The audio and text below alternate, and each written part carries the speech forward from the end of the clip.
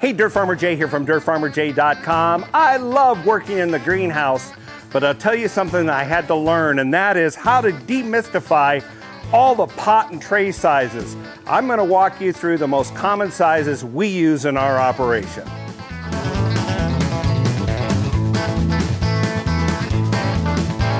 Hey, DirtFarmerJay here from DirtFarmerJay.com. In the gardening group I'm a part of, we get to collaborate with a great cause, 180 Ministries Women's Center, and this is their greenhouse.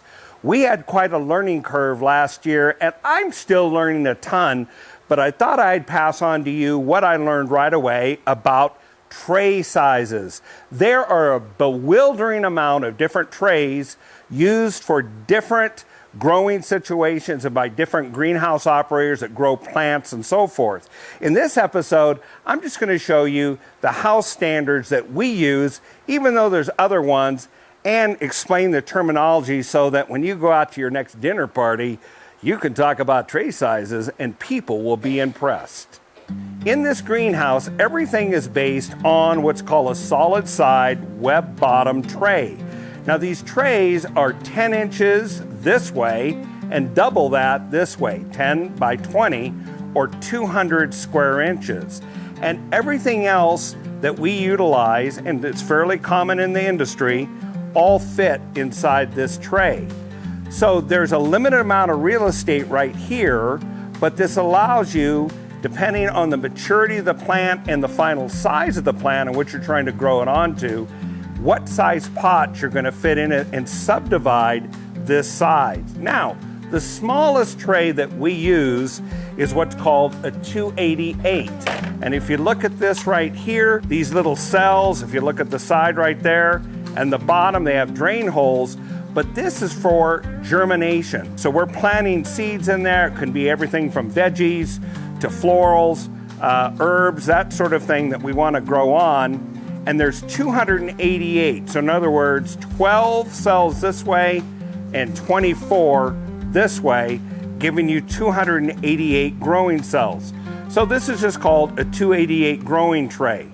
Now we use what's called a medium depth or a standard depth. There's shallower ones too, and the reason we have moved away from the shallower ones in the greenhouse is they dry out too quickly and it makes you have to water up to 6 to 8 times a day while the sun's out or trying to get them going or keep them moist. So by going a little bit deeper, the water holds longer. That's our first tray, a 288.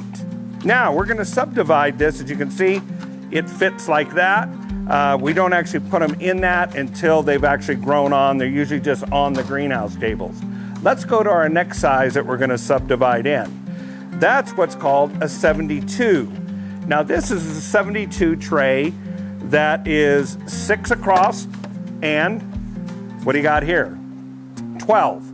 So you got 6 by 12 and so you got 72 plugs. So that's a 72 plug tray for larger plantings or ones that you're growing on. We usually don't take from the small and put into these and go into this, but if you have a larger seed, let's suppose you're doing something like melons, cantaloupe, squash, that sort of thing, or other larger seeds that you want to grow on, this is a great choice. That's a 72, again, based on the 10 by 20 shape. Now let's go on to our next one. These, if you've been to a home center and you went to buy plants, you may have heard the terminology pony packs. Well, that's kind of a generic terminology, maybe even a brand name, but in the nursery they're called different things. So right here, this may be what you kind of think of when you think of a pony pack, but actually what these are called 806s. So where does this come up with? Well, there are 8 individual trays right here. There's 4 stuck together right here, but there they are. There's 4 and another 4, so there's 8 trays of 6, making 48 plants right here. These are for moderate size, can be grown on and sold. We don't use a lot of 806s. We've got some we're kind of using up. We actually use the next size a little bit larger, which is called a 606. So if you look here, you can see 6 trays of 6 cells for a tray in a 10 by 20 area of 36 plants.